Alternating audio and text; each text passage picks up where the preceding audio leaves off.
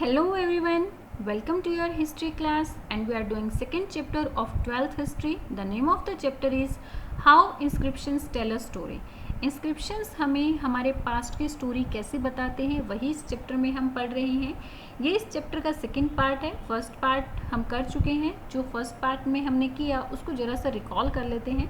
सबसे पहले तो हमने पढ़ा था कि कैसे ईस्ट इंडिया कंपनी के एक ऑफिसर जेम्स प्रिंसेप ने इंस्क्रिप्शंस पर लिखी हुई जो ब्राह्मी और क्रॉस्टी स्क्रिप्ट्स थी उनको 19th सेंचुरी में डिसिफर कर लिया था। और ये दोनों स्क्रिप्ट्स डिसिफर होने के बाद इंडियन एपिग्राफी में एक नया मोड़ आ गया था। अब जो हिस्टोरियंस इंडिया और as well as outside of the India उन्होंने इन इंस्क्रिप्शंस को पढ़कर इंडियन हिस्ट्री को डिस्कवर करना स्टार्ट कर दिया था। Next we read about the 16th महाजनपद।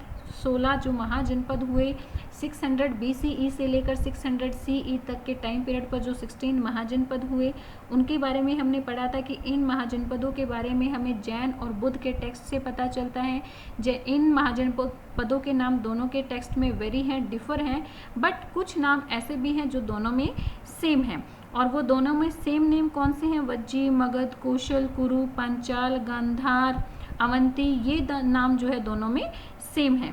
Okay, सो जो उसके बाद हमने रीड आउट किया था कि जो 16th महाजनपद में सबसे पहला महाजनपद हुआ वो था मगधा। मगधा बहुत बड़े एरिया में एक्सपेंड था और क्या रीज़न था उसकी इतनी बड़ी डेवलपमेंट के पीछे? अर्ली हिस्टोरियंस इसके पीछे रीज़न कुछ और बताते हैं और जो जैन और बुद्ध के टेक्स्ट हैं वो इसके पीछे रीज़न कुछ और बताते हैं। अर्ली हिस्टोरियंस के अकॉर्डिंग जो मगधा था वो जो है ऐसे एरिया में फैला हुआ था जहाँ पर लैंड बहुत ज़्यादा फर्टाइल थी, तो वो एग्रीकल्चर प्रोडक्शन करते थे जिसकी वजह से उनकी प्रॉस्पेरिटी बहुत ज़्यादा बढ़ गई थी। दूसरा, झारखंड जैसे एरियाज़ भी उसके अंदर शामिल थे जहाँ पर उन्हें आयरन माइंस मिल जाती थी जिसकी वजह से वो टूल्स और वेपन्स वॉर के लिए बनाते रहते थे जो उनको वॉर करने में हेल्प करते थे। तीसरा जो है वॉर के लिए, मिलिट्री के लिए एलिफेंट्स एक बहुत ही मेन सोर्स हैं और यहाँ के फॉरेस्ट में बहुत अच्छे एलिफेंट्स मिलते थे जो उनके मिलिट्री में बहुत अच्छी तरह से हेल्प करते थे। लेकिन बुद्ध और जैन के टेक्स्ट में लिखा हुआ है कि जो इनके रूलर्स थे वो एम्बिशियस रूलर थे, वो ज़्यादा से ज़्यादा एरिया को पर रूल करना चाहते थे, इसलिए वो नई नई पॉलिसीज़ को लागू करते थे और उनके मिनिस्टर्स भी इन पॉलिसीज़ को इम्प्लीमेंट करने में उनकी हेल्प करते थे जिसकी वजह से ये बहुत बड़े एरिया में एक्सपेंड हो गए थे। यहाँ तक हमने रीड आउट किया था। आज हम पढ़ने वाले हैं एन अर्ली एम्पायर, एक प्रारंभिक साम्राज्य, एक आरंभिक साम्राज्य के बारे में पढ़ने वाले हैं। मगधा के ग्रोथ के साथ साथ मौर्यन साम्राज्य का उदय भी हो गया था। मौर्यन साम्राज्य के फाउंडर चंद्रगुप्त मौर्य थे जिन्होंने मौर्यन साम्राज्य को 321 BCE में फाउंड किया था। उनका जो कंट्रोल था वो north west as Pakistan and Balochistan और इंडिया सब कॉन्टिनेंट में कुछ पार्ट्स पर था। लेकिन उनका जो ग्रैंडसन हुआ अशोका वो एक बहुत ही फेमस रूलर था और उसने अपने एरिया को जो प्रेजेंट डे उड़ीसा है और जिसको पहले कलिंग कहा जाता था वहाँ तक एक्सपेंड कर लिया था। Finding out about the Mauryans, Mauryans के बारे में हिस्टोरियंस को कैसे पता चलता है? 5 सोर्सेज हैं मौर्यंस के बारे में पता लगाने के हिस्टोरियंस के। सबसे पहला तो जो स्कल्पचर्स वहाँ पर मिले हैं उनसे हमें मौर्यंस की हिस्ट्री के बारे में पता चलता है। दूसरा, मैक्स्थनीज एक ग्रीक एम्बेसडर्स थे जो कि चंद्रगुप्त मौर्य के शासनकाल में इंडिया में आए थे। उन्होंने चंद्रगुप्त मौर्य के बारे में मौर्यन एम्पायर के बारे में बहुत कुछ लिखा हुआ है। सो उनके जो अकाउंट्स थे, उनके जो रिटर्न रिकॉर्ड्स थे उनसे भी हमें मौर्यन साम्राज्य के बारे में पता चलता है। थर्ड वन इज अर्थशास्त्र। अर्थशास्त्र के हालांकि कुछ पार्ट कौटिल्य और चाणक्य भी जिनको कहा जाता था जो कि चंद्रगुप्त मौर्य के एक मिनिस्टर थे उन्होंने लिखे हुए हैं, बट इस अर्थशास्त्र से हमें मौर्यन हिस्ट्री के बारे में बहुत कुछ पता चलता है। ओके, फोर्थ है जो जैन, बुद्ध और पुराणिक लिटरेचर, संस्कृत, हमारे जो संस्कृत लिटरेरी वर्क हैं उनमें भी मौर्यंस के बारे में लिखा हुआ है, उनसे हमें पता चलता है। ये तो थे ही सोर्सेज और जो सबसे मेन, जो सबसे मोस्ट वैल्यूएबल सोर्सेज हैं वो हैं इंस्क्रिप्शंस ऑफ अशोका। अशोका की जो इंस्क्रिप्शंस थी उनसे हमें बहुत कुछ पता चलता है। अशोका का टाइम पीरियड क्या रहा है? 268 से 230 तक का उनका टाइम पीरियड रहा है रूल करने का। ओके, सो इन इंस्क्रिप्शन से हमें बहुत कुछ पता चलता है। सो ये 5 सोर्सेज हैं जिनसे हिस्टोरियंस को मौर्यन साम्राज्य के बारे में पता चलता है। अशोका पहले ऐसे रूलर्स थे जिन्होंने अपने मैसेजेस को इन पिलर्स पर या रॉक्स पर वो खुदवा देते थे कि जो भी वो मैसेज अपनी जनता को देते थे या फिर अपने ऑफिसर्स को देते थे वो सारे के सारे मैसेजेस को वो पिलर्स पर या रॉक्स पर खुदवा देते थे। उन्होंने धम्म के लिए भी धम्म को समझ लिया था बहुत अच्छी तरह से। धम्म एक प्रकार का धर्म ही था। धम्म के जो प्रिंसिपल्स थे वो बहुत ही सिंपल थे। क्या क्या प्रिंसिपल्स थे? एक तो सबसे पहले हमें जो हमारे एल्डर्स हैं उनकी रिस्पेक्ट करनी चाहिए। जो स्लेव्स और सर्वेंट्स हैं उनको बहुत काइंडली ट्रीट करना चाहिए। जो सेंट्स हैं, साधु हैं, महात्मा हैं, उनको रिस्पेक्ट करनी चाहिए। और दूसरों के रिलीजियस और ट्रेडिशंस को भी ऐसे ही रिगार्ड करना चाहिए जिस तरह से हम अपने ट्रेडिशंस और रिलीजियस को रिगार्ड्स करते हैं। सो ये सिंपल से प्रिंसिपल्स धम्म के थे। इन सभी प्रिंसिपल्स को उन्होंने इंस्क्रिप्शंस पर खुदवा दिया था और अलग अलग प्लेसेस पर सिचुएटेड कर दिया था। ओके, नेक्स्ट है एडमिनिस्ट्रेटिंग द एम्पायर। एम्पायर को कैसे एडमिनिस्ट्रेट करते थे? यहाँ आप ये मैप देखिए बेटा, इतने बड़े एरिया में जो ये येलो पार्ट आपको दिखाई दे रहा है ये सारा का सारा जो है मौर्यन एम्पायर था। सो इतने बड़े एरिया का क्या एडमिनिस्ट्रेशन सेम रहता होगा? इसमें अफगानिस्तान के भी कुछ पार्ट हैं और उड़ीसा के भी कुछ पार्ट हैं। अफगानिस्तान जो कि एक हिली एरिया है और उड़ीसा जो कि एक कोस्टल एरिया है। सो अफगानिस्तान हिली एरिया और कोस्टल एरिया में सेम रूल अप्लाई नहीं हो सकते हैं क्योंकि उनका वेदर वेरी करता है, डिफर होता है। सो हमारे हिस्टोरियंस इस रिजल्ट पर पहुंचे हैं कि जो इनकी पॉलिटिकल पॉलिसीज होती थी वो अलग अलग एरिया में अनलाइक होती थी, वो सेम नहीं होती थी क्योंकि ये जो है अलग अलग टाइप के टेरेन में सिचुएटेड थे। ओके, हाँ, ये हो सकता वहाँ पर जो है मेन 5 पॉलिटिकल सेंटर थे और उन पॉलिटिकल सेंटर में कौन से थे? सबसे पहला जो था उनकी कैपिटल पाटलिपुत्र, उसके साथ कुछ 4 प्रोविंसेस थे जैसे कि तक्षशिला, उज्जैनी, तौसली और स्वर्णगिरी। ये 5 मेन वहाँ पर सेंटर रहे हैं, पॉलिटिकल सेंटर्स थे। और इन पॉलिटिकल सेंटर्स के बारे में हमें अशोका के इंस्क्रिप्शन से ही पता चलता है। अगर हम इन इंस्क्रिप्शंस को ध्यान से देखें तो हमें यही पता चलता है कि हाँ, इन जो कैपिटल थी और उसके आसपास के जो एरिया थे उनके ऊपर पॉलिटिकल कंट्रोल ज़्यादा स्ट्रॉन्ग रहता होगा। ये जो सेंटर्स थे इनको बहुत केयरफुली ध्यान से चूज़ किया गया था क्योंकि जो तक्षशिला और उज्जैनी है वो ट्रेड रूट पर सिचुएटेड हैं और ट्रेड रूट पर सिचुएटेड होने की वजह से यहाँ पर आया जाई बहुत ज़्यादा रहती थी और ट्रेडिंग बहुत अच्छे से होती थी।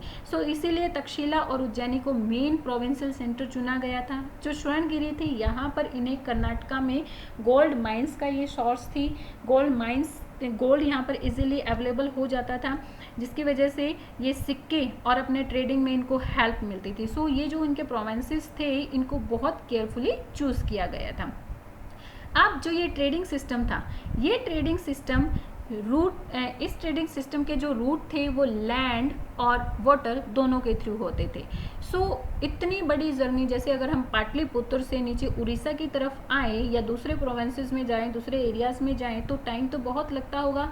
और इस टाइम के लिए जो ये ट्रेडिंग की जाती थी या फिर जो ये यात्राएं की जाती थी इसके लिए बहुत सारी सुविधाएं करनी होंगी। सो मिलिट्री इसके अंदर शामिल रहती थी। जो मैग्स्थनीज थे उन्होंने मिलिट्री एक्टिविटीज़ को कुछ पार्ट्स में, कुछ कमेटीज़ में डिस्क्राइब किया है। उन्होंने एक कमेटी और 6 सब कमेटीज़ को के अंदर इसको मिलिट्री एक्टिविटीज़ को डिवाइड किया है। उनके अलग अलग वर्क होते थे। सबसे पहली जो कमेटी होती थी वो नेवी को देखती थी, यानी कि जो जल के मार्ग थे, जो जल सेना थी उसको देखती थी।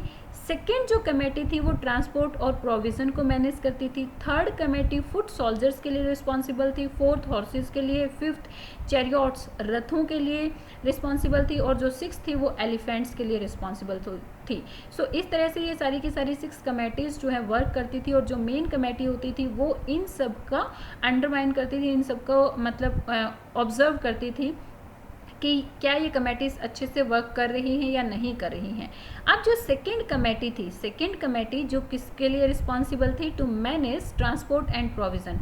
उसके काम अलग अलग होते थे, जैसे कि arranging for bullock carts to carry equipment. अगर कहीं पर वॉर होता था तो इक्विपमेंट को ले जाने के लिए बुलोक कार्ट्स को अरेंज करना। जो सोल्जर्स होते थे उनके लिए फूड और जो एनिमल्स होते थे उनके लिए फोडर्स को अरेंज करना।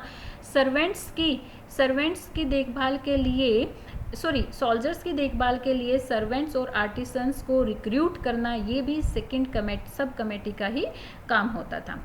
अशोका ने अपने एम्पायर को टुगेदर करने का मतलब इकट्ठा करने की ही कोशिश की, और इसके लिए उन्होंने क्या किया था, जो धम्म के जो प्रिंसिपल्स थे, जो अभी हमने ऊपर पढ़े थे कि हमें अपने एल्डर्स की रिस्पेक्ट करनी चाहिए, साधु महात्माओं की रिस्पेक्ट करनी चाहिए, दूसरों के धर्मों को भी सेम उसी तरह से रिगार्ड करना चाहिए जैसे हम अपने को करते हैं। सो ये सारे जो प्रिंसिपल्स थे ये अशोका ने अलग अलग पिलर्स पर लिखवाए हुए थे, और इन पिलर्स को बहुत अलग अलग प्लेसेस पर सिचुएट करवा दिया था।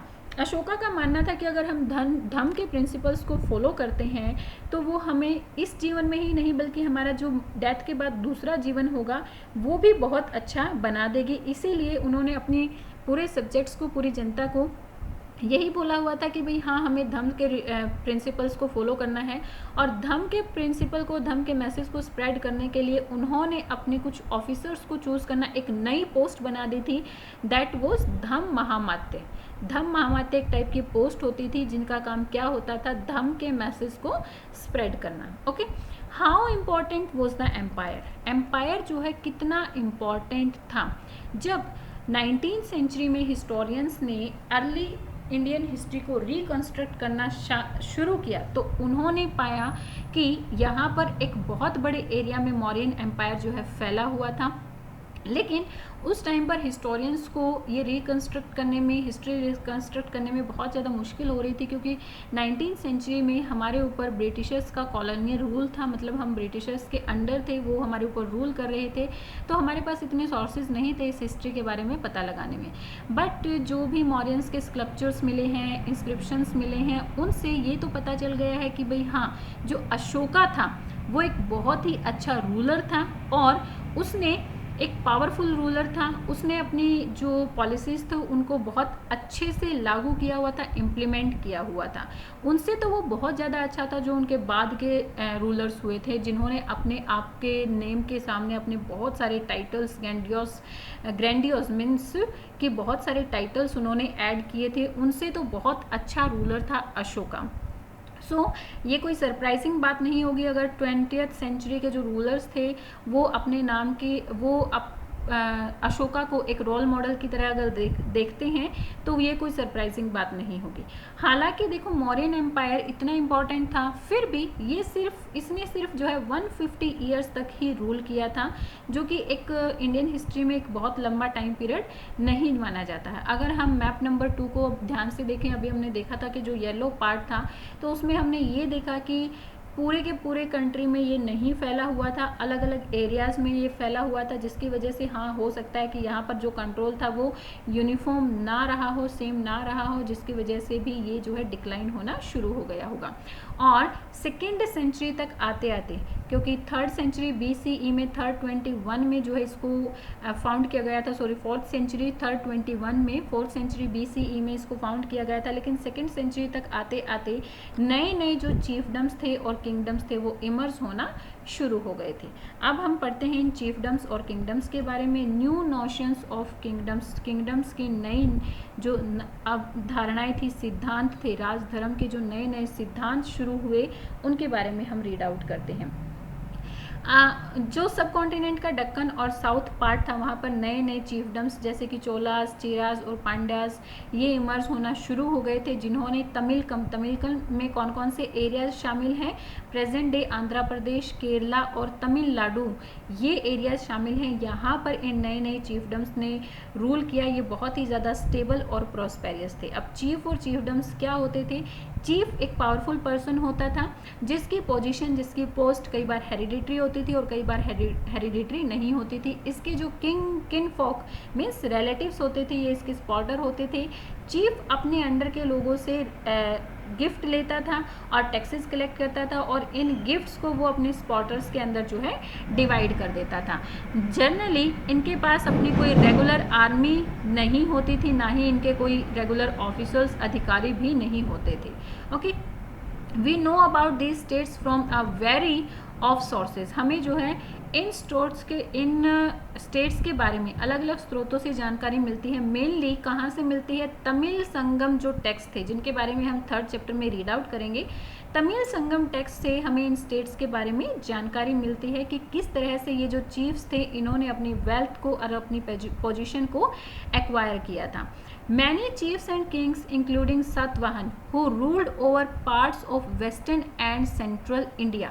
सातवाहन्स ने कहाँ पर रूल किया था? वेस्टर्न एंड सेंट्रल इंडिया में। इनका टाइम पीरियड क्या था? 2nd सेंचुरी BCE से लेकर 2nd सेंचुरी CE तक का टाइम पीरियड था।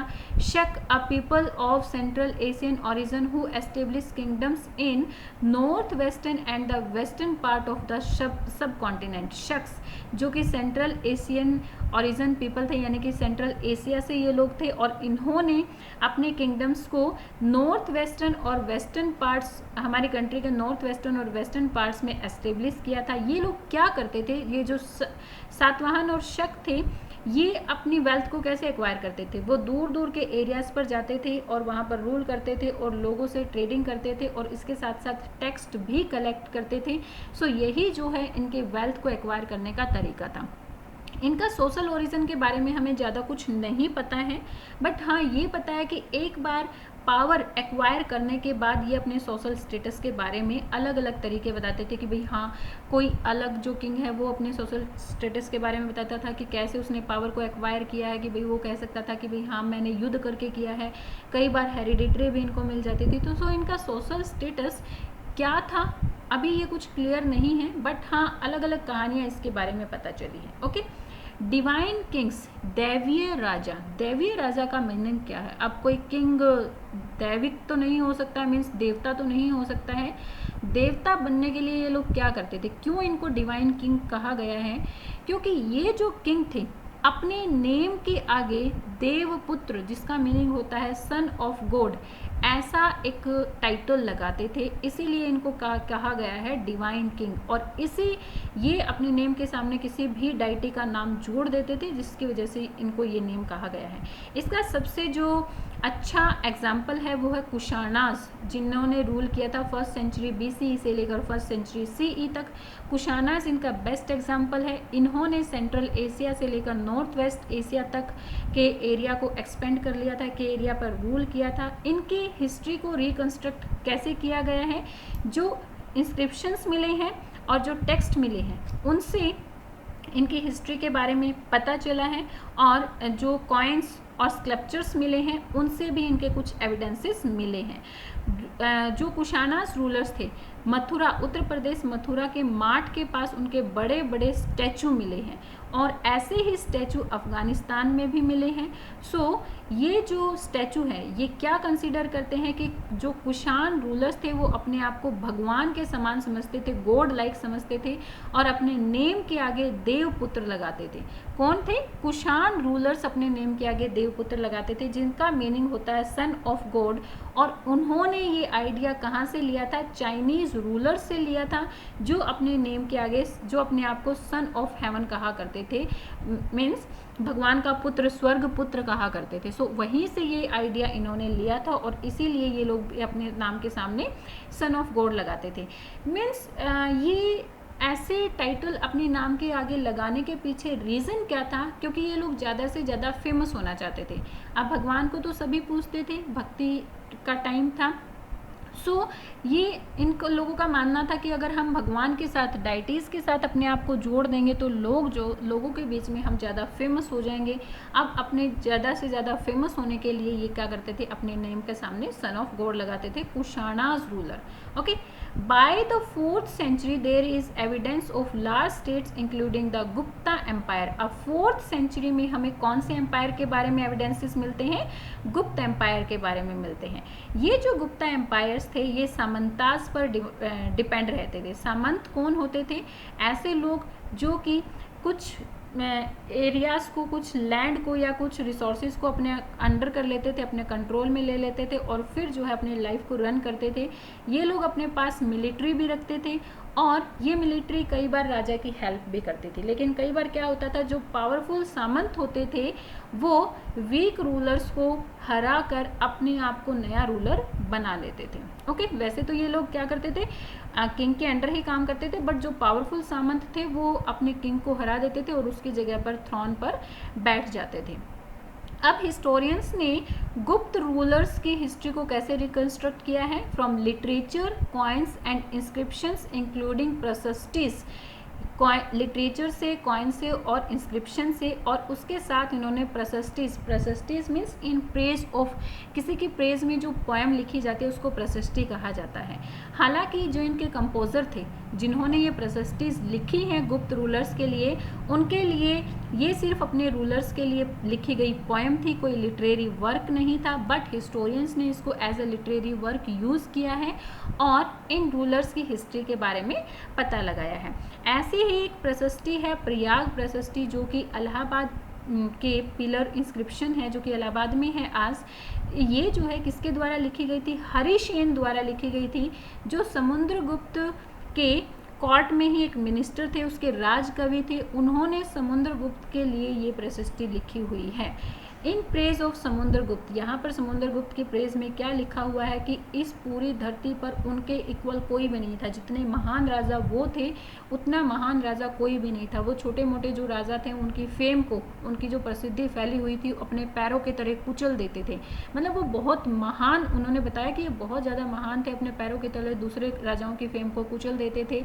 हाँ, महान ऐसा नहीं है कि ये सबको मारते थे, इसके साथ साथ वो क्या करते थे? डोनेट भी करते थे।